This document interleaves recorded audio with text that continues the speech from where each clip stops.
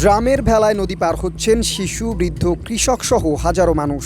প্রতিদিনই বাড়ছে দুর্ঘটনার সংখ্যা। কুড়িগ্রামের ফুলবাড়ী উপজেলার ভাঙামোড় ইউনিয়নের তালতলার সেতু নির্মাণ কাজ যেন থেমে আছে সময়ের স্রোতে।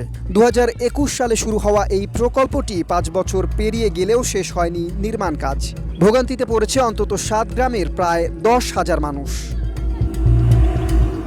2,84,00,000 টাকার প্রকল্পটি পরে বাড়িয়ে করা হয় 3,01,00,000 টাকায়। তবুও সেতুর দুই পাশের গার্ডার আর মাঝের পিলার বসিয়েই বন্ধ হয়ে যায় নির্মাণ কাজ।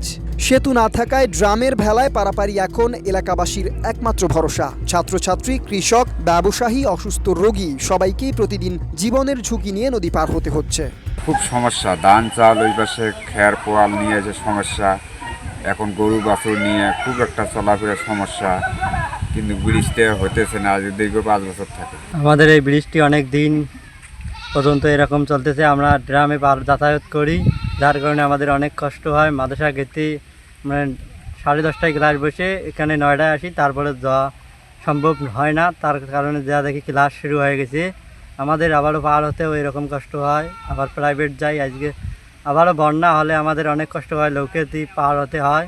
কেউ অসুস্থ হলে দ্রুত হসপিটালে নেওয়া অনেক অসুবিধা হয়ে যায়, সঠিক সময়ের মধ্যে তাদেরকে নিয়ে যেতে পারি না। অনেক কষ্ট হয়, যাইতেও আসতেও কোনোদিন পরীক্ষার কোনো সময় থাকে না, এমন হয়ে যায়। কত এমন 5 বছর হয়ে গেল ব্রিজ হয় না আমাদের। RICL TMX, যুগের পর যুগ স্থাপনা থাকে মজবুত।